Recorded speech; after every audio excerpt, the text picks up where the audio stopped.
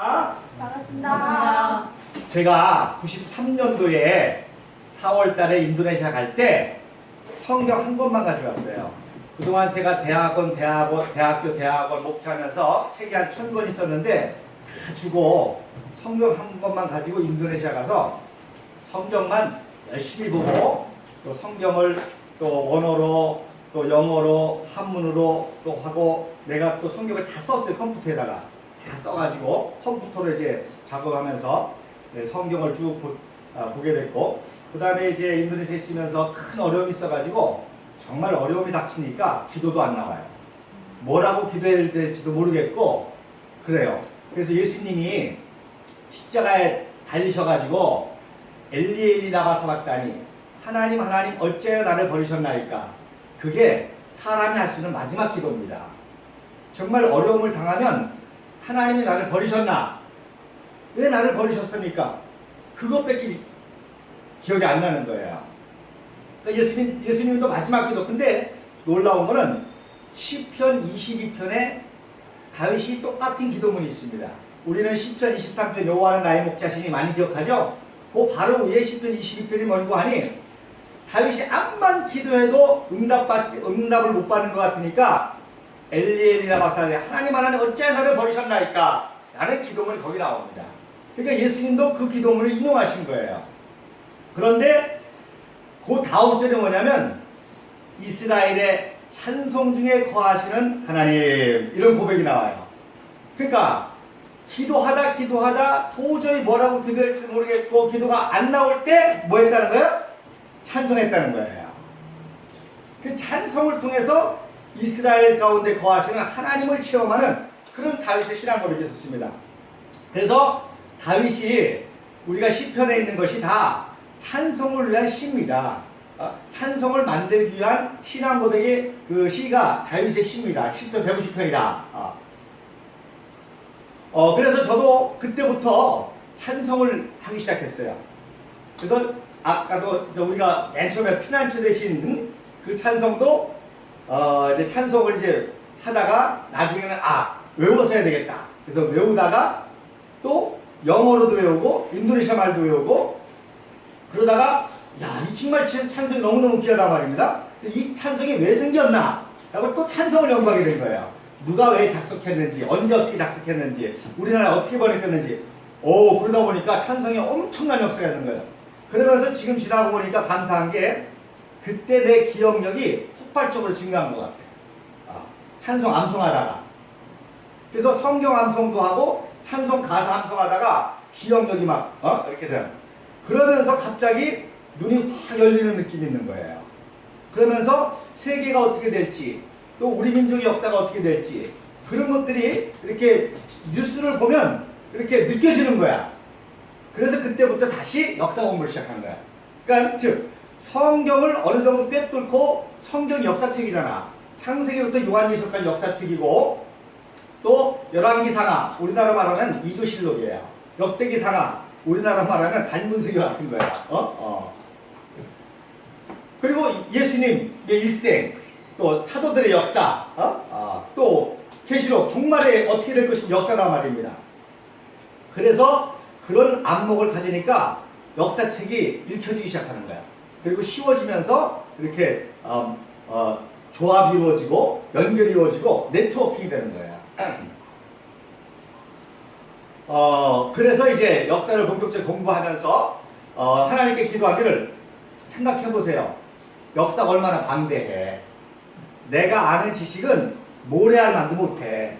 그러니까 하나님께 항상 기도, 하나님, 내가 하나님의 사명을 감당하기 위해서 꼭 알아야 될 지식을 만나게 해주세요.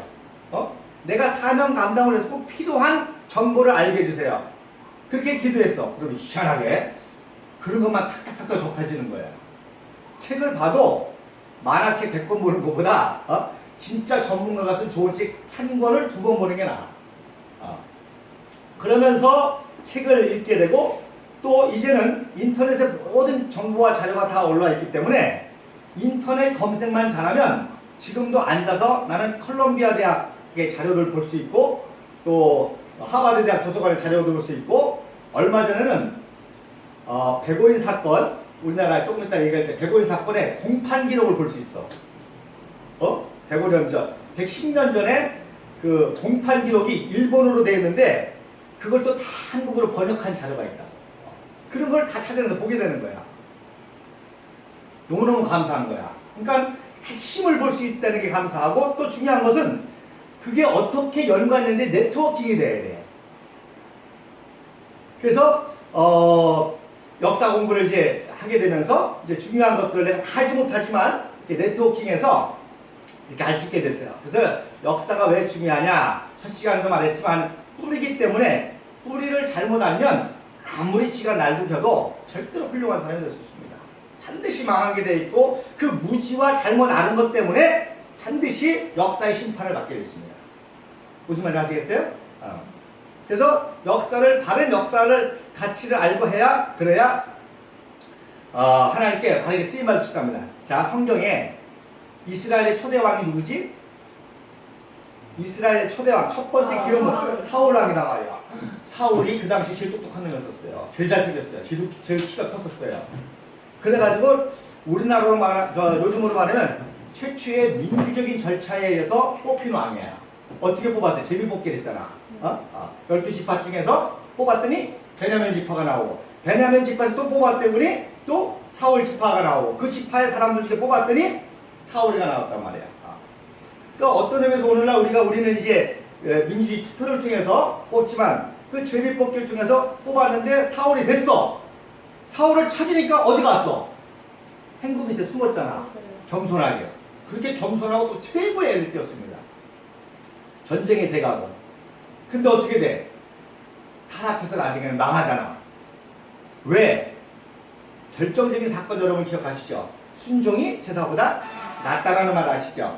그 말이 어떻게 나왔냐면 500년 전에, 사울이가 왕되기 500년 전에 모세의 마지막 유언 중에 하나가 뭔고 하니, 니네들이 치료 급해서 가나안 땅 가는 동안에 제일 악랄한 족속이 하나 있었으니 그게 아말렉 족속이야. 요즘 말로 말하면 공산당 같은 족속이야. 소비에트 같은 족속이야. 뒤통수 치는 족속이야. 이스라엘 백성들이 참 그 출애굽하면서 쉴 때 뒤통수 치는 민족이 아말렉 족속이었단 말입니다. 그래서 아말렉하고 여호수아가 큰 전쟁도 했지. 그래서 그 전쟁이 얼마나 치열했는지, 태양아 멈춰라, 그렇게 기도해서 했던 전쟁이란 말입니다. 그래서 모세의 마지막 유언이 뭔가 하니, 너희들이 나중에 가나안 가가지고 나라를 세워서 강盛해지면 반드시 아말렉 족속을 멸하라 그랬어요. 왜? 정말 요즘으로 말하면 역사상 필요 없는 족속이 악한 족속이거든. 그래서 너희들이 나라가 세워져서 강盛해지면 아말렉 족속을 없애라 그랬단 말이야. 자, 그래서 때가 된 거야. 선지자 사무엘이가 사울왕에게 이제 나라가 되고 강성해졌으니까 아말렉을 치라 그랬어. 근데 어떻게 했어? 토실토실한 양 같은 거 안 죽이고서 모아놨잖아. 그래서 사울왕이 선지자가 어떻게 왕이시여 했습니까? 그런데 양 울음소리가 들리니까, 아니 양 울음소리가 어쩐 일입니까? 근데 사울이 뭐라 했어요? 거짓말 하잖아. 제사 드리려고 그랬다고. 너무 양이 토실토실해가지고 제사 드리려고 그랬다 거짓말 하잖아. 원래는 뭐예요? 다 죽이라는 명령을 불복종하고 토실토실한 양이니까 자기가 가지려고 그랬단 말입니다. 근데 또 거짓말까지 한단 말이야. 제사 드리려고 그랬다고. 그러니까 그때 사울이 한 말이, 순종이 뭐보다 낫다? 제사보다 낫다는 거예요. 그래서 그때부터 사울이 타락하고 결국 망하게 되는 겁니다. 그러면 다윗은 왜 위대한 성군이 됐느냐? 사울 죽은 다음에 다윗이 왕 되고, 다윗은 아말렉을 처단했을까 안 했을까? 싹 처단을 한 거예요. 그러니까 500년 전의 역사를, 500년 역사가 500년 후의 역사보다 연결된단 말입니다. 그러니까 다윗은 500년 전의 역사를 선지자 사무엘로부터 정확하게 배우고 정확하게 이해하니까 아말렉을 처단해서 성군이 될 수가 있었고, 사울은 뭐 그까짓 거 뭐 양 몇 마리지 뭐 좋다고 뭐야, 역사를 우습게 생각한 거죠. 사무엘 선지자의 가르침을 우습게 생각한 거죠. 모세의 예언을 우습게 생각한 거죠. 역사를 무시하고 또 할 때 그런 엄청난 결과가 초래한다는 거야. 그러니까 목사님 보니까 역사에 대한 무지보다 무시무시한 게 역사의 왜곡이에요. 모르면 가르치면 되거든. 근데요, 무시무시한 거는 역사를 왜곡하는 세력이 있다는 거예요. 역사를 날조하고 역사를 왜곡하고. 지금 우리 대한민국에서 벌어지고 있는 일이 그거예요. 지금 박근혜 대통령이 역사 전쟁, 저는 2012년에 이미 그 예언을 받았어요. 2012년에 박근혜 대통령 당선될 때 앞으로 역사 전쟁이 일어날 것이다 하고 난 준비를 한 거예요. 그래서 왔더니 이번에 역사 교과서 문제를 딱 내는데 그게 다른 게 아니라 역사 전쟁인 거야. 너무나 현대사가 왜곡되어 있으니까 바로 잡겠다는 거거든요. 그래서 왜곡이 무서운 거야. 그러니까 동북동정이 그래서 나쁜 거고 일본 사람들이 역사 왜곡이 그래서 나쁜 거예요. 그래서 신공화무설이라는 걸 만들어가지고 바로 신공이 신라 하야를 점령한 적이 있다라고 하는 그 역사를 왜곡하는 거, 그걸 근거로 해서 조선을 침략하는 발판으로 근거로 삼았단 말입니다. 그런데 우리 대한민국의 역사 왜곡은 언제부터? 북한 정권이 수립 때부터예요. 그러니까 북한 정권은 여러분 배운 대로, 내가 말한 대로 다 거짓말이기 때문에 거기에 영향을 받아가지고 남한에서도 45년부터 대결하면서 그 영향을 받아가지고 그런 나쁜 정보들이 많이 들어와가지고 결국 왜곡이 심하게 된 거란 말입니다. 그래서 이 역사 왜곡이 그래서 심각한 거고, 그래서 우리 청년들이 말이에요. 우리 청년 얼마나 똑똑해. 또 이 위대한 대한민국 정체성이 얼마나 대단해. 이런 참 정체성을 가지고 막 세계로 뻗어나가야 되는데 청년 젊은 애들이 우리 역사를 부정적으로 보고 또 태극기를 우습게 여기고 애국가를 우습게 여기고 그랬단 말이야. 그래서 내가 제일 먼저 애국가와 태극기를 가리키는 이유가 여기 있습니다. 왜? 애국가를 누가 작사했다고? 윤치호 감리교 장로님이 작사했는데, 말년에 윤치호 장로님이 일본이 그 태평양전쟁을 일으키고 극심하게 박해할 때 그때 일본에게 협조했다고 친일파라고 몰아가지고 친일파가 작사한 애국가를 왜 부르느냐 이렇게 나오는 거야. 그래서 결론은 친일파도 아니지만 친일파로 모함해가지고 그렇게 왜곡해가지고 애국가 역사까지도 아주 폄하시키고 안 부르자고 하는 사람이 나오는 거지. 국회의원이면서도. 그래서 그거를 이제 증명하려고 그래요. 자, 그래서 애국가 어저께 어디까지 배웠어요? 이미 1876년 독립문 만들 때 처음으로 조선국가, 피난처대지와 결합된 조선국가, 그 다음에 천부의지업소와 결합된 최초의 독립과 무궁화 노래 있었는데, 이게 두 개 불려지다가 1904년도에 러일전쟁이 일어났잖아. 그리고 그때 러시아가 치는 바람에 일본이 완전히 조선을 먹게 됐어. 그래서 맺은 게 1905년에 일사조약이야. 일산협약. 그래서 일단 외교권을 박탈한 거야. 왜 외교권이 중요하냐? 바로 다른 나라와 외교를 통해서 우리 국방이라든지 이런 걸 할 수 있는데 그 외교권을 딱 끊어버렸다는 거는 우리나라의 주체성이 없어졌다는 거야, 이제. 그래서 1905년도에 일사조약을 통해서 우리나라가 거의 이제 유명무실해진 거지. 고종 황제도 이름만 황제지. 그래서 이 일사조약이 무효라고 하는 것을 세계 만방에 알리기 위해서 헤이그에 보냈다가 발각이 나니까 결국에 1907년도에 고종까지 폐위해버렸지. 그랬을 때 더 이상 조선 국가도 의미가 없고 무궁화도 의미가 없으니까 두 개를 결합해서 만든 게 바로 그때 애국가. 그러니까 놀라운 거는 지금 나라가 없잖아. 외국까지 빼다가 나라가 없는데 나라를 위한 애국가를 만들었다는 거야. 자, 그리고 1910년도에 한일합방을 하지.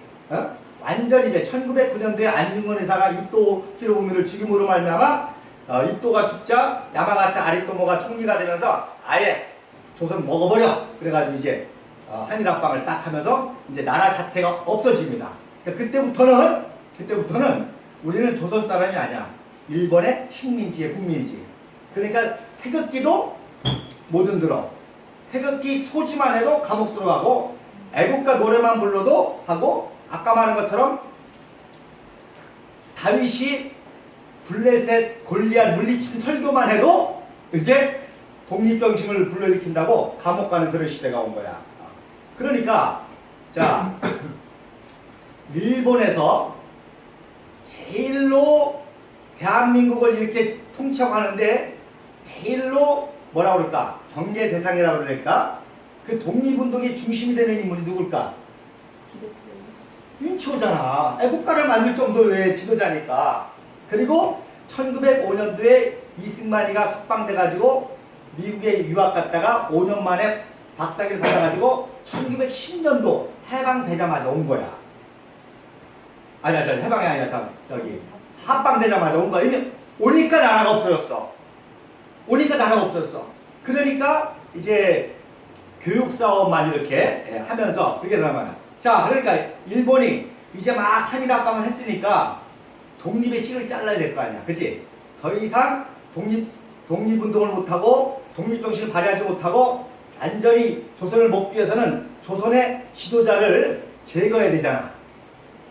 그래가지고 만든 사건이 백오인 사건이야.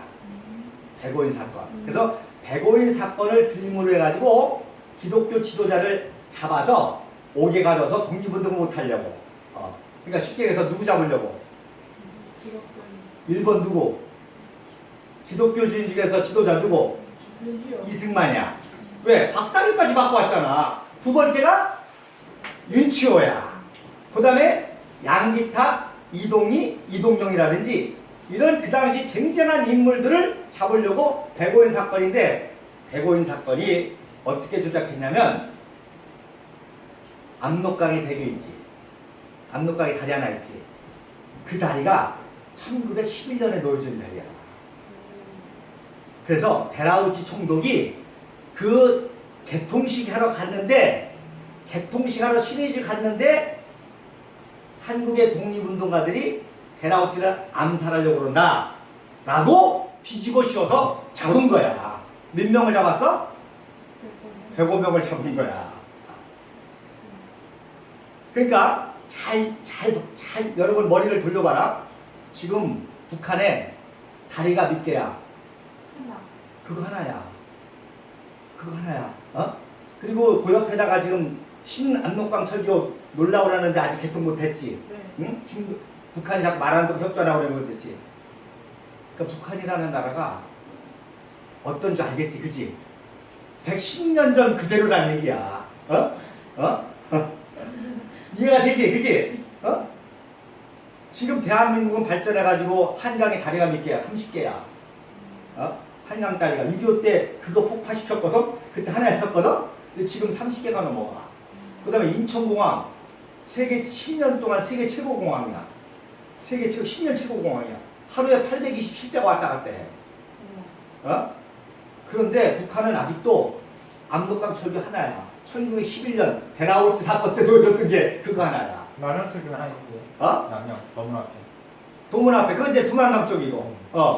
그러니 참 얼마나 북한이라는 나라가 비참한지 알겠지. 이유는 단 하나. 어리석은 지도자와 체제 때문에 그렇다는 거야. 자, 그래가지고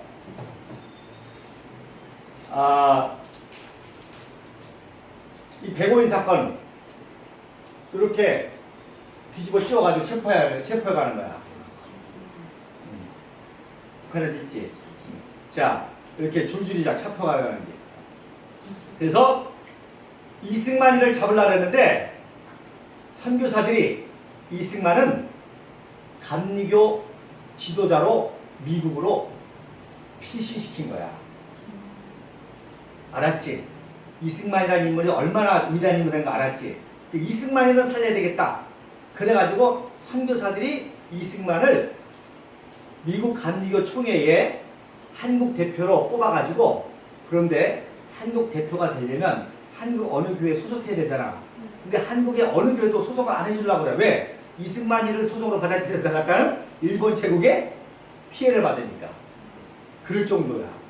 근데 중앙교회라는 교회에서 받아줘가지고 그 교회 소속으로 해서 선교사들이 이승만이를 미국으로 다시 보낸 거지. 그리고 그 다음에 누가 잡혔어? 윤치호가 잡힌 거지. 그 다음에 양기태를. 그러나 제일 중요한 인물은 유치를 잡으려고 그런 거야. 그러니까 이게 날조하고 모함한 사건이니까 혐의가 있어 없어? 다 거짓말이잖아. 그러니까 재판해야 되니까 뭐로 했겠어? 고문한 거지. 고문. 다 고문해가지고 그럼 거짓 자백을 하는 거예요? 그렇지. 고문해가지고 막 고문받다가 죽은 사람도 있고 또 자기 앞에서 또 고문받으니까 그래가지고 다 고문받아가지고 할 수 없이 자백을 한 거야. 거짓말 하라는 대로 한 거야. 윤치호는 고문을 받았을까 안 받았을까? 엄청 받았어요. 받았을 것 같아 안 받았을 것 같아? 안 받았어요. 왜 안 받았어? 윤치호가 똑똑하잖아. 100원 사건을 왜 만들었어? 누구 잡으려고? 윤치호. 자기 잡으려고. 그러니까 내가 불든 안 불든 나는 잡히게 돼 있어. 그러니까 고문받고 하느니 고문받기 전에 하는 게 낫지. 그래서 그래. 어차피 니네들이 날 잡으려고 그러니까 내가 뭐 어떤 걸 증거를 대도 할 거서 고문까지 해서 할 거니까 니들 마음대로 하라. 그렇게 한 거야. 그리고 항소심에서 거짓이라는 걸 다 이렇게 증명을 했지. 그래서 윤치호는 고문을 안 받았어.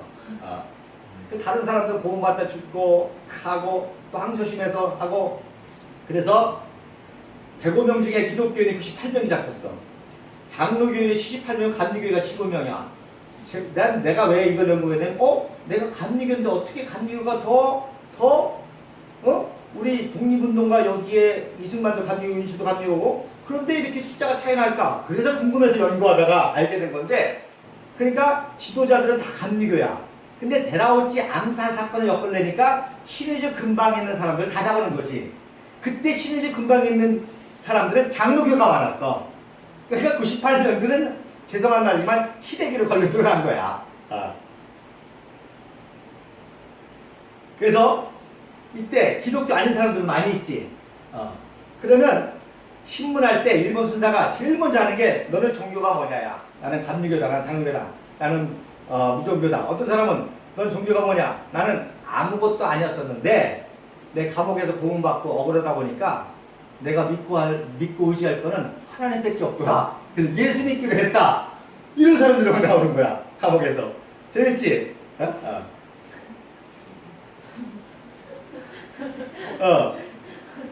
난 아무것도 안 믿었는데 이렇게 억울하게 말해야 돼. 고문당하고 억울해서 내가 하나님 믿겠다. 예수 믿은 지 1개월 됐다. 예수 믿은 지 10개월 됐다. 뭐 이래 나오는 거야. 그래서 이 당시 그 상황이 이랬고 바로 이런 역사가 있다는 걸 우리가 알아야 돼. 그래서 1910년 이후로부터는 태극기도 못 흔들고 애국가도 못 부른 거야. 그러나 태극기는 마음속에 있었지. 애국가는 마음속에 있었지. 그리고 이승만은 이제 미국에 가서 미국에서 독립운동을 했던 거지. 자, 그렇게 하다가 오늘날의 애국가가 언제 만들어졌느냐? 1936년도 6월에 안익태라는 사람 알지? 안익태라는 유명한 음악가가 코리아 환타지라고 하는 곡을 만들면서 마지막 부분의 곡조를 애국가랑 결합해서 애국가를 만든 거야. 근데 마침 베를린 올림픽이 있었는데 자기 스승이 독일 사람이야. 그래서 독일에 갔어. 독일에 가가지고 8월달 올림픽 할 때 딱 구경을 갔어. 갔더니 거기에 누가 있을까? 마라톤 손기정이가 와 있는 거야. 손기정이가. 그 당시는 일본 식민지기 때문에 어느 나라 사람으로? 일본 일장기를 달고 일본 선수로 온 거야. 그건 한국 사람이잖아. 그러면은 각 나라 입장식을 할 거 아니야. 그럼 손기정이는 입장을 하는데 그때 국가는 무슨 국가가 걸리지? 일본 국가가 걸 거 아니야. 그러니까 안익태가 가슴이 아플까 안 아플까? 아프지. 그러니까 입장식 끝난 다음에 한국 선수들을 모아가지고 나는 음악가 안익태인데 참 우리 조선사람 여기서 만나서 감사하다. 그래가지고 내가 애국가 가사로 새로운 곡을 만드는데 우리 한번 불러보자. 그래가지고 거기서 동해물과 백두산이 마르고 널토록 나 지금 이거 부르는데 소리 끼친다. 어? 생각해봐. 나라 이룬 지 30년이 지났는데 애국가를 다시 다 거기서 불러본다는 게 얼마나 감동적이겠어. 그래서 거기서 다 부른 거야. 부르고 나서 송기정이가 마라톤 뛰는데 1등을 해. 1등을 해서 막 그러면은 한국 사람들이 뭐 불렀을까? 애국가 부르는 거야. 송기정 동해가 백두산이 마르 그래가지고 미팅에서 1등을 했잖아. 근데 1등을 하면 금메달 땄으면 웃어야 되잖아. 왜 이렇게 돼? 1등 하면 뭐해? 애국가가 없으니까. 애국가도 먹고 자기 일본 사람이잖아. 그러니까 일장이 가린 거야 이렇게 꽃으로. 꽃으로. 싫다 이거지, 그치? 어? 이렇게. 일장이잖아. 얘 3등한 남승용이야. 얘도 고개 숙이고, 1등 했는데 수치스러운 거야. 이게 일본 식민지 당시의 상황이라고. 그래서 일부러 가린 게 일장에 가린 안 보이게 하려고. 그리고 이때 응원가로 애국가가 불려진 것이. 지금 부르는 애국가가. 그리고서는 이제 상해 김구 선생한테도 보내고 워싱턴의 이승만한테도 보내고 해서 그때부터 우리 애국가가 불려지기 시작한 거지. 그래서 요거 봐라. 김구 있지? 김구. 이게 이제 해방되고 여기 애국가야. 가사와 그 아니테 애국가. 거기다가 해방되고 이제 사인 한국 애국가 김구가 썼다 그래가지고 이렇게 표시한 거야. 그리고 우리나라가 세워졌을 때 이승만 대통령이 우리나라 국가로 뭘 제정했을까? 애국가를 제정한 거지. 할렐루야. 놀랍지. 그래서 애국가 아니테를 초청해가지고 이승만 대통령이 이제 연주한 그런 역사, 그런 그 사실이야. 그래서 우리 애국가가 이렇게 불려졌던 노래고 애국가에 우리 민족의 역사가 있었던 거지. 그러니까 특이한 거는 나라가 생긴 다음에 국기가 생기고 국가가 생기겠지. 그치? 미국이란 나라도 독립하고 나라가 생기고 나중에 성조기를 만들고 국가가 되는 인류 역사상 희한하게 딱 두 나라만 나라가 생기기도 전에 국기하고 국가를 만든 나라가 있었으니 하나는 대한민국이고, 그치? 우리나라는 1945년 8월 10일 해방돼서 1948년 8월 10일에 건국됐잖아. 건국하고 이미 있었던 애국가를 국가로, 이미 있었던 태극기를 국기로 제정했단 말이야. 놀라운 거는 이스라엘이라는 나라도 우리랑 똑같아. 2000년 전 나라가 없었으나 그러다가 1945년 2차대전 끝나고 독립운동에서 1948년 5월 14일 우리는 5월 10일 날 재헌을 선거를 했고 이스라엘은 5월 14일 날 벤구리온이 우리는 이스라엘 독립을 선포한다 라고서 사실 이스라엘은 지들 마음대로 만든 나라야. 우리는 유엔의 합법적인 감시하에서 선거한 인류 역사상 유일한 나라야. 국제법에 의해서 국제감시단이 감시하에 합법적으로 선거를 통해서 세워진 유일한 나라야. 그 이후로 없다가 최근에 띠모로 생기면서 남수단 생기면서 유엔의 감시단이 들어가가지고 하는 나라들은 1990년대 이후에 있었던 거야. 근데 놀라운 거는 이스라엘도 그렇게 해서 독립을 선포하고 그리고 유대인들을 로비 활동해가지고 유대인 부자들이라든지 이런 사람 통해서 트루먼에게 로비하고 해가지고 국가를 인정을 받게 외교적 노력을 한 거지.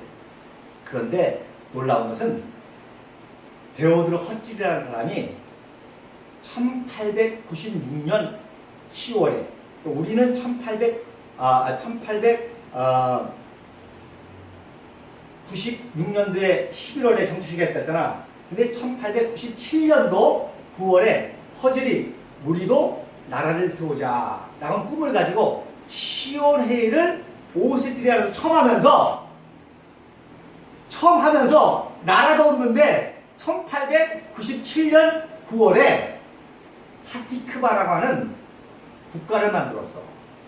재밌지? 그리고 지금 이스라엘 국기 있지? 이스라엘 별 국기를 만들었어. 그래서 앞으로 몇 년이 될지 모르지만 우리 이스라엘의 나라가 생기면 이거를 국가로 하고 이거를 국기로 하는데 미리 불러보고 흔들어보자. 그러는데 진짜 66년 만에 이스라엘도 1947년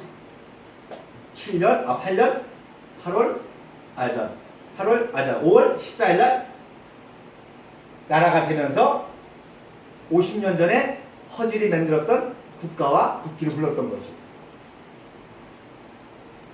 그래서 이스라엘 얘기 많이 하잖아.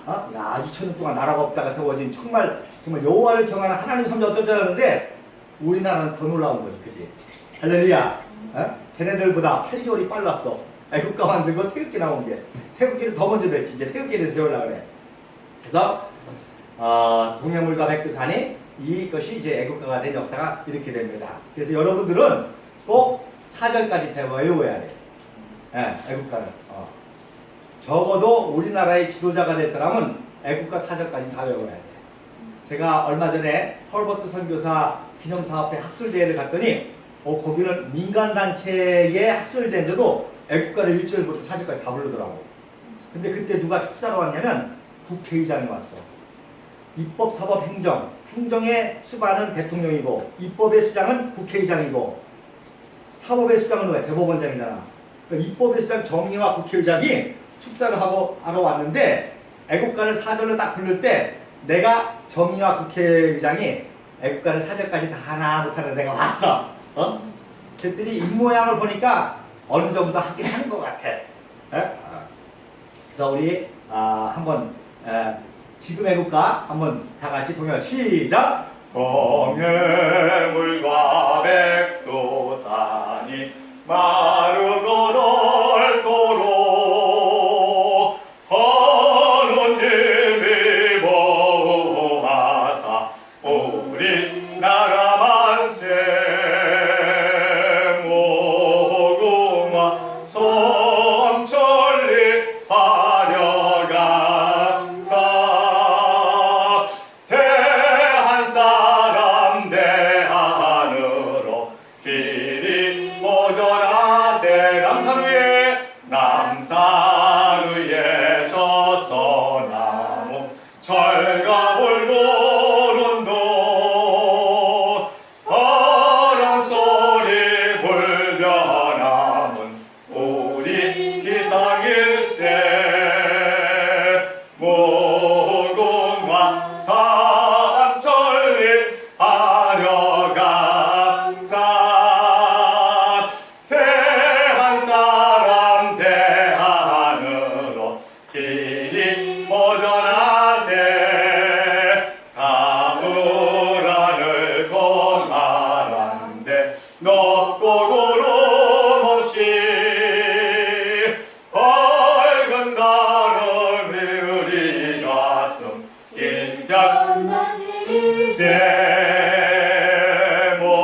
모금아 삼천리 화려강사 대한 사람 대한으로 길이 모전하세 인기상과 희망으로 충성을 다하여 괴로우나 즐거우나 나라 사랑하세 모금아 삼천리 화려강사 대한 사람 대한으로 길이 모전하세. 그래서 지금 전 세계에 나라들이 있지만 찬송가와 애국가와 결합돼서 가지고 있는 나라가 미국과 영국과 독일이야. 근데 특별히 우리는 그 모든 걸 배경을 가지고 찬송가와 이 애국가가 특별히 결합돼서 정말 신앙의 우리 장로님이 작사한 이런 정말 찬송가와 같은 이런 애국가가 우리가 이렇게 같이 가지고 불려진다는 게 얼마나 참 귀한 일인지 모릅니다. 자, 이제 아셨죠? 그러니까 어느 정도까지 우리나라가 역사가 왜곡되는 거 아니? 애국가 안 부르는 국회의원들이 있다니까? 알지? 애국가를 왜 부르느냐 그런 사람도 있다. 그래서 우리가 이런 사실을 분명히 알고, 그러니까 애국가를 누가 제일 싫어할까? 일본. 그 다음에 친일파. 북한이지. 북한이지. 그러니까 남한의 정통성을 부정하려니까 애국가를 부정해야 되지. 그러니까 윤치호가 친일파다라고 하는 그런 잘못된 소문을 퍼뜨리고 하니까 윤치호 씨가 해방되자마자 친일파로 몰린 거야.